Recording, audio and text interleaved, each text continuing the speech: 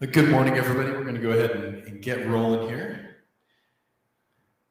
It is good to see you today. So whether you're joining us online or here in the fellowship hall, thank you for coming out. We are in week 5 of our focus of joining Jesus on his mission. So today we are going to look a little bit more at, well, what does it mean to put into practice some of those things that we have looked at so far. So last week we got this. By the end of this course, I will have this mic figured out. But by last week, we went through and took a look at the 5 mission practices, right? So just as a recap, before we dive in today, can you guys say what the 5 mission practices are? You don't have to remember all 5, and hint, they're all written in your book if you have one of the books. But what was mission practice number 1? Seeking the kingdom, all right? So seeking the kingdom, looking to see where God is at work in the world around us. Okay, that was number 1. Number 2, hearing from Jesus. Okay, so seeking the kingdom, hearing from Jesus. What is God saying to me in his word as I'm engaging with him in his word there, okay? Mission practice number 3, talking with people. So that's Pastor Richard's focus in his message this weekend, the talking with people. Not talking at people, right? But talking with.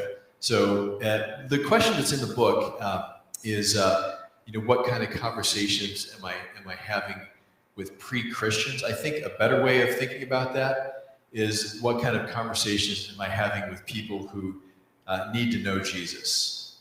Because it could be people who maybe have fallen away from the faith, or just in general in life, what are the conversations that I'm having with people who need to know Jesus? All right, mission practice number 4, doing good. Okay, and we're going to spend some time looking at that next weekend as well. Doing good. What kind of good can we be doing around here for our neighbors? All right, and then mission practice number 5.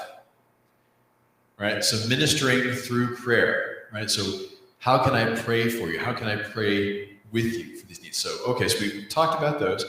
Today we're going to look a little bit into putting that in practice. So if you could join me with prayer.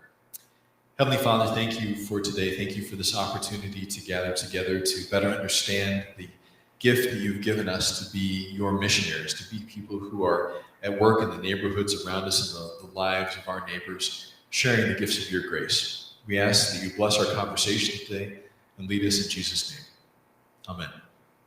Okay, so one of the things in his book, Joining Jesus on His Mission, that Greg Finke kind of continues to point to is that we are called to be neighborhood missionaries, right? And from what you've heard so far, why does that not have to be a scary thing? So when I say scary, we heard about we talked about being a missionary, right? And what were some of the things you guys said that were connected with being a missionary? Well, there's maybe like a formal thing, there's a program, there's this kind of sending or deployment where you're going to be doing this for years away from your home and family, those kinds of things. How is being this kind of everyday missionary different from that, based off of what you guys have read or what we've talked about so far? You're living a regular life, right? So you are going through life, on kind of in the regular places where you normally go, the things that you normally do. But what's different? And you guys have said this a couple of times. I think it's a really good word. You're being intentional, right? You're specifically thinking about these things, whether it's these 5 mission practices or just in general, what your identity is as a disciple and how that relates to your neighbor. You're thinking intentionally about your neighbor, for one, right? So is that as scary as this big kind of thing of like, well, I'm going to go be a missionary? It's like, well, no, Jesus just sends you on to follow him, right, on his mission. Because what's the difference between you going to go for Jesus, right, or you going to go with Jesus? So with Jesus is the better one, right? Because it's not you having to do all the work. Right? You're going for Jesus, that means you have to do X and Y and Z, and then you see the results of your labors, right? But if you're going with Jesus, what are you seeing? what Jesus is doing, right? So you're seeing what he is doing in the world around you, and that's a whole lot better way to go. There's a whole lot less pressure, because it's a lot of times that pressure we have, it's misfocused, right? Because ultimately it's not us who brings people to faith. It's not us who changes hearts. It's the Holy Spirit that does that. But he works in us. He works through us to do those kinds of things. So as we're thinking about, okay, well, what does it mean to be an everyday missionary? What does it mean to be people who are going about everyday life, going about the things that we're accustomed to in the places to which we are accustomed? How does that change when we think about it intentionally, when we're going to be specifically thinking about our neighbors and these mission practices and things we can be doing there? So in that, we're going to look at roughly chapters 17 and 18 of your book, if you're following along there. If you still don't have a copy of the book, we still do have some of those available over at the Connection Center for you to pick up. So thinking about this neighborhood missionary kind of thing, the way that Pastor Finke lays it out in the book, a big thing is, simply put, enjoying your neighbors. Okay, enjoying your neighbors. Is that scary? Well, maybe Canada, I don't know your neighbors, right? But enjoying your neighbors. So if we're going to be thinking about things in that regard, it's much more of this is a potential for joy kind of thing, as opposed to, well, I'm going to be doing all this work and I'm going to be making this happen. Because again, that's falling back into that mindset of I'm going for Jesus, not I'm going with Jesus. So as he's talking about this, there are a couple things I wanted to highlight. If we start back with chapter 17, we jump back there here. If you're going to be enjoying your neighbors, what's a first step? What's the first thing that you need to do?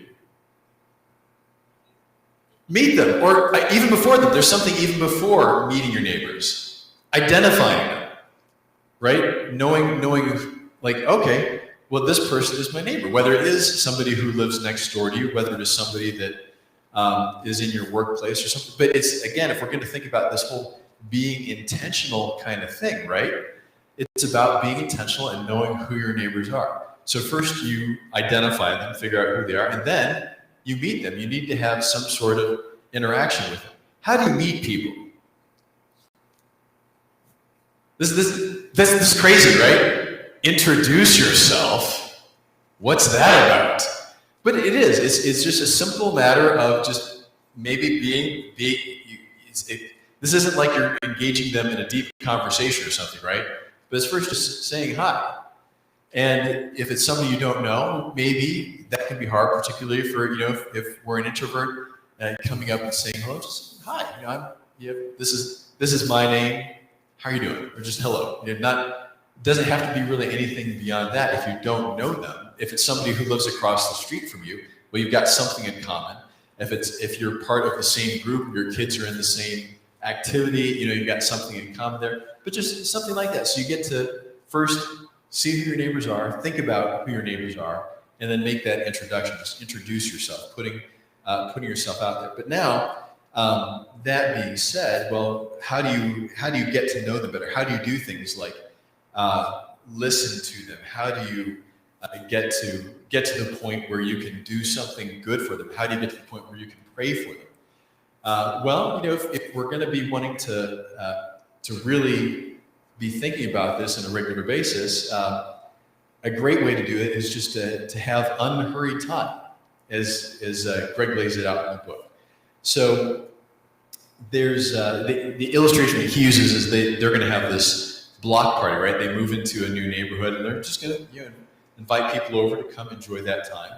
Because really, this is one of those best neighboring kind of situations where you're saying, okay, I'm just going to sit down, I'm going to spend some time probably around food, because people like this food stuff, right?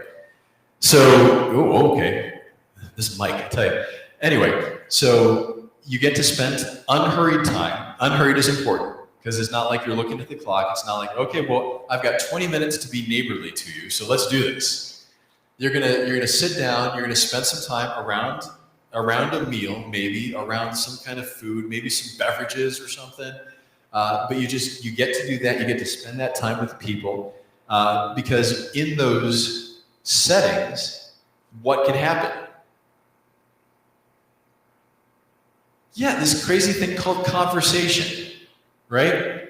And again, hopefully this is the reassuring thing for anybody that is an introvert. You don't have to be the one that's talking, right? So it can be listening, or maybe asking a question to kind of people are talking about themselves or things that are going on. So you spend that unhurried time together where you have these conversations where you get to know your neighbors, and they get to know you. You get to start building a rapport. And this is really what neighboring is. It's being present for the people around you. So just real quick here, if you guys could at your tables think about this. What are some ways that you already do or can spend unhurried time with neighbors? And I'm going to leave that broadly defined so you guys can figure that out. So take about a minute and just see if you can just brainstorm some things. And if you want to connect with another table with some more people around you, that's fine. But what are some ways that you could spend this unhurried time with neighbors? Go.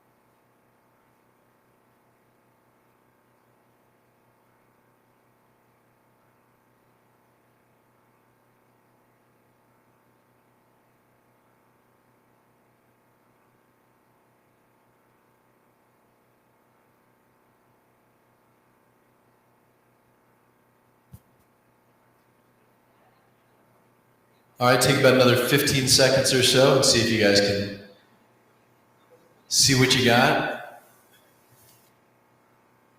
If you want to appoint a speaker for your table as well, feel free to do so.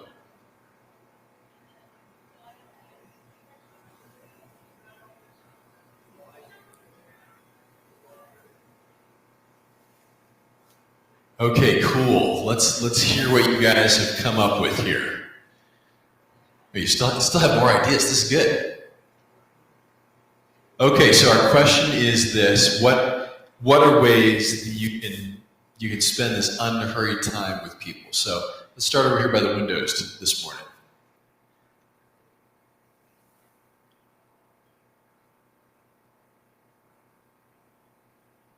Ah, okay. Mm-hmm.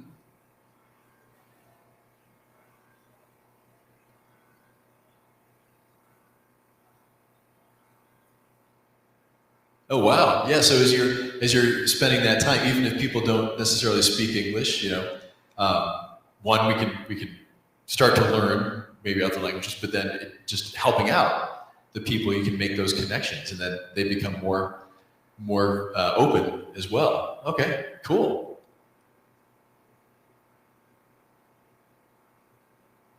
Mm-hmm. So even the overcoming a language barrier, just the friendly gesture, literal friendly gesture, is a great thing. Yeah, that's good. All right, we'll kind of loop around here. So how about you guys have fun?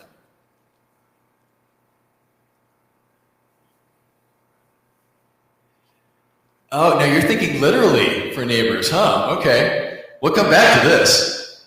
All right, yeah. If you want to, or it doesn't have to be literal. Whatever you guys were talking about.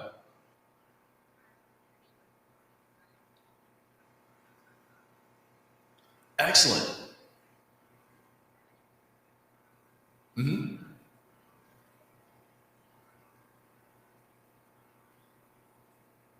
Excellent. Yeah. So there are connections with inviting just somebody over for a meal, which is fantastic, or just having those times of serving your neighbors, and then you can get connected and have conversations. That's great stuff. How about you guys have fun?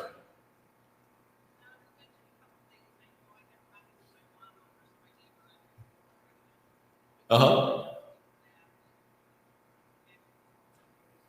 Even asking somebody to help you, right, is a connection. It's not that you have to go and do something for somebody else, right? But even asking for help. Okay.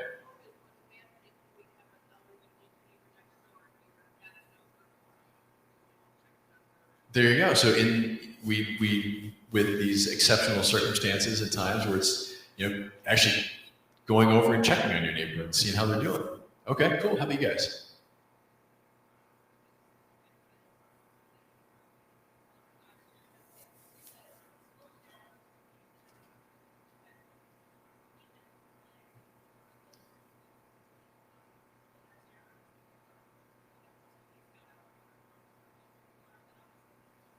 Yeah,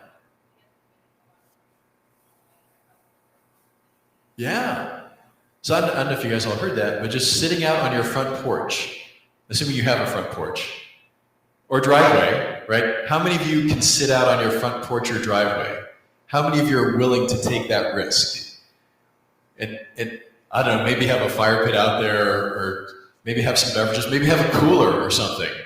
But yes, that kind of front porch neighboring. Okay, how about you guys start looping around?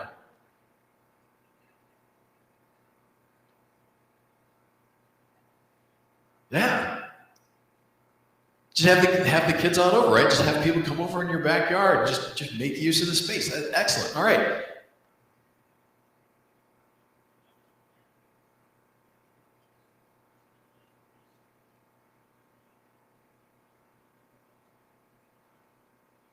Yeah, just a simple hi, right? Those people are going around, or maybe they're working on their lawn or something like that. Excellent. Okay.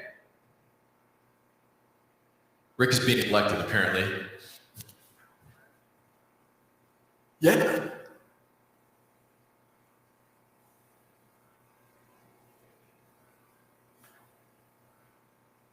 Excellent. Well, so you're doing something that you're enjoying. You're being out in the garden. You're being outside. You're visible there. You're willing to engage with people, even like the dog that wants to come over and say hi. Excellent. Okay.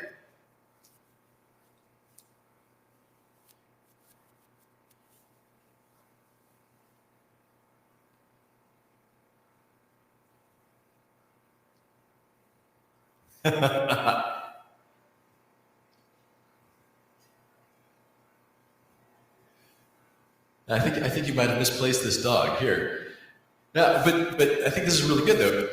You're going to be able to neighbor more, especially with the people around you, if you're outside of your house, right? Because that's our tendency is we get home and maybe spend a long day, just like, all right, I just want to shut down and just just surround myself with a relative degree of insularity, so I can just watch TV or spend maybe time with my family or something. But that's our tendency, right? To kind of shut down or kind of fold in on self. But even just being outside sets up these opportunities for that. Okay, and finally, you guys back over there. Excellent.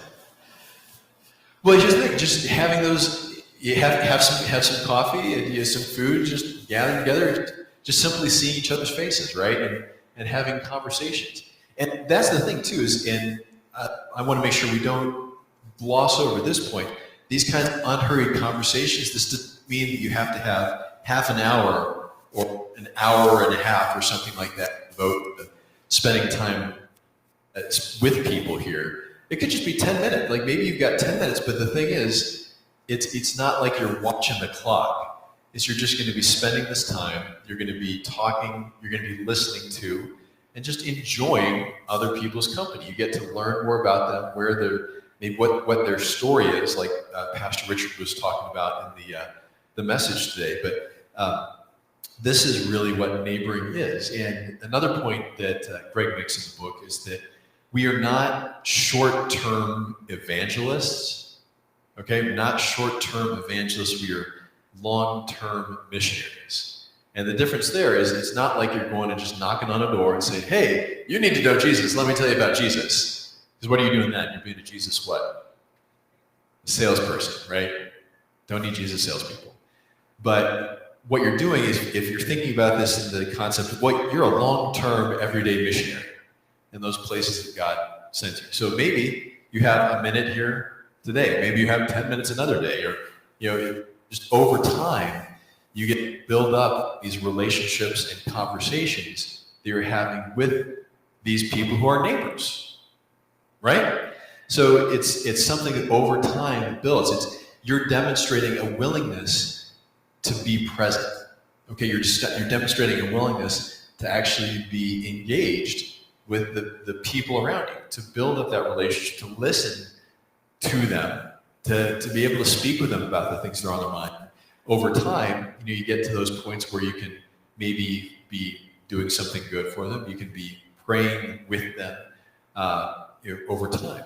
So that formula that he lays out here in the book, right, is unhurried time, however long it is, unhurried time plus proximity. And that goes back to what you guys were saying over here, just being outside your house, right? Or just being present, whether it's maybe you have people over in your home, maybe you have somebody over for coffee or tea or whatever.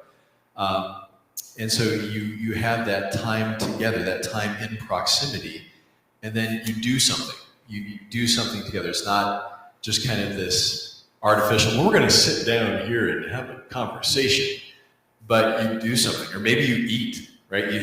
Usually food is a great thing that brings people together. Food or beverages, you just have some time around there. You're just enjoying that, and you have that conversation. And as it builds up over time, what does that result in?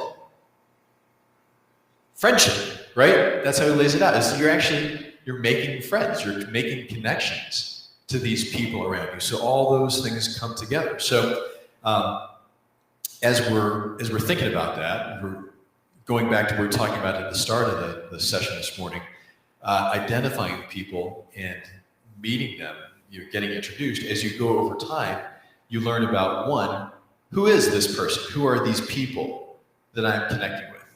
Right? You know more about their story. You know more about where they're coming from or what their needs are.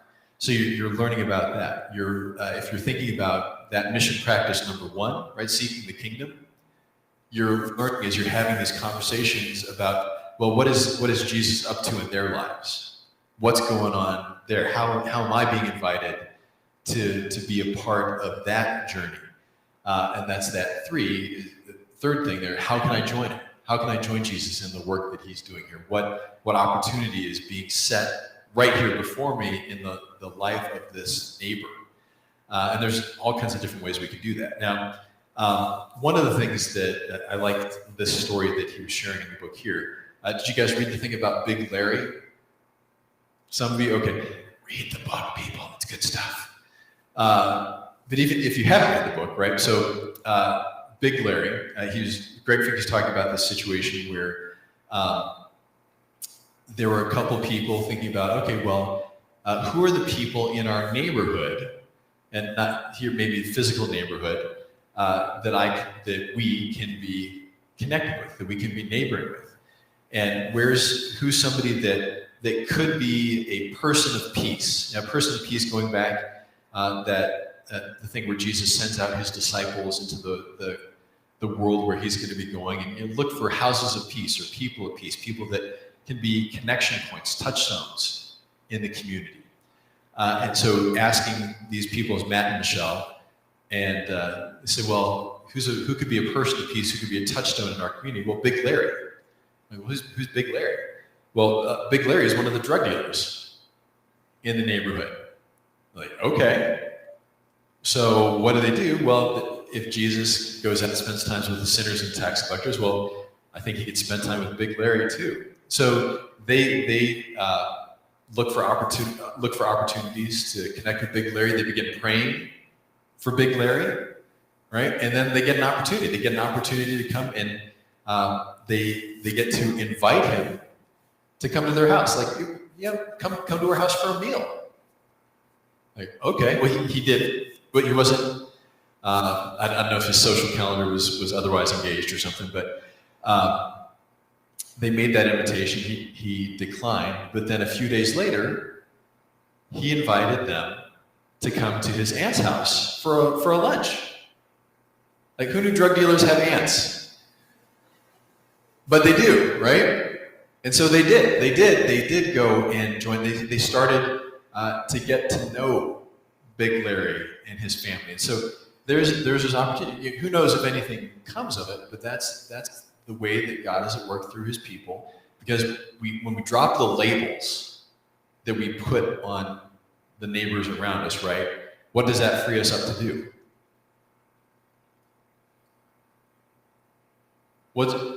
To love on them, to treat them, well, to get to know them, right? So if you drop the labels, this thing's, well, I've conveniently already said what you are. You get rid of that, well, then you have to get to know them, hear what's going on in their life. So that was an example there. And the Finkies, they do their block party, and they think, okay, we're gonna have maybe 20, 30 people show up. 85 people show up. People enjoy these opportunities just to get together. There's no agenda. You just get to spend time. You get to enjoy food, enjoy some company and time with people around you. So if anybody out there is looking for an excuse to buy a big green egg smoker or something, not saying this is a legitimate excuse, but maybe it is. I don't know.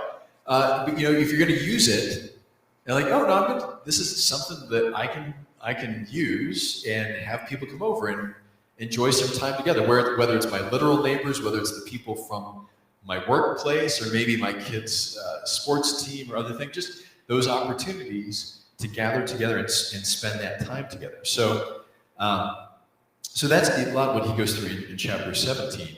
But then in chapter 18, just to kind of think about this a little bit more, some of these different things that you guys have said, these are all opportunities, right, to spend that unhurried time with people. So what I'd like to do is spend a few more minutes to think about maybe something specific now. And so I'm going to give you guys a little bit more time here. But think about at your tables about something specific that you would be able to do, that you would be willing to do, where you could have an intentional bit of unhurried time with a specific person or specific people. Okay? So something that you're deliberately going to be willing, that you're able to do, where you can spend some unhurried time with a person or people, and what might that look like? And you can use each other for support to brainstorm here as you're working that together. And if you need some more people at your table, join together with some other folks around you there. So I'll give you about 5 minutes there. So think about that. Think about some specifics. And I'm gonna come around here.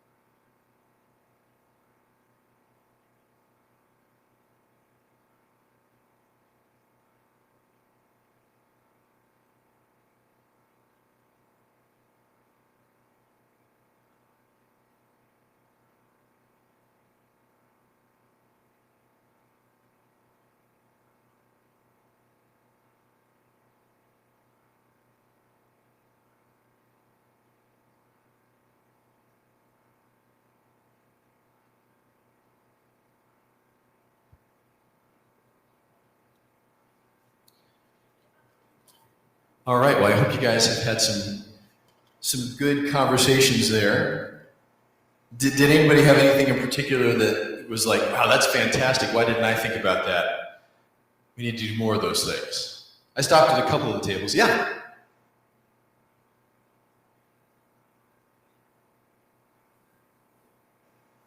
The unapproachable person, okay.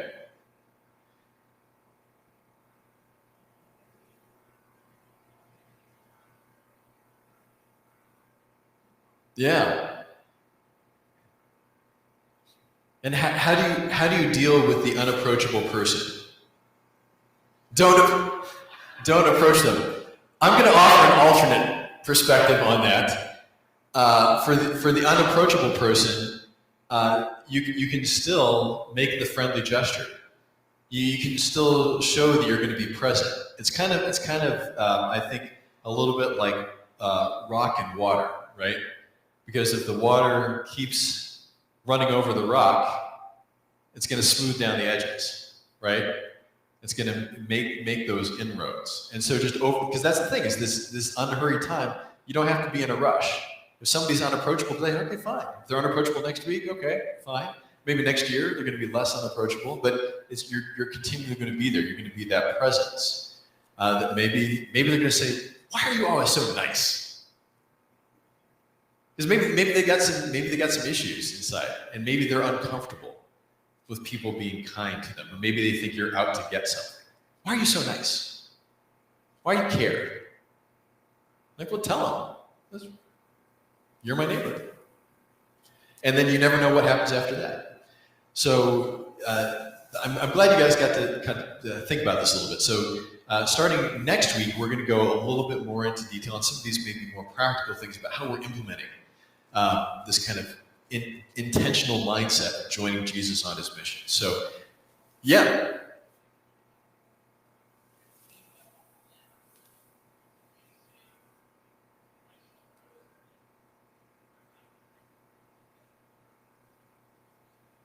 Yeah, so you might be thinking, well, that the unapproachable person is maybe I'm not able to approach on one regard. Another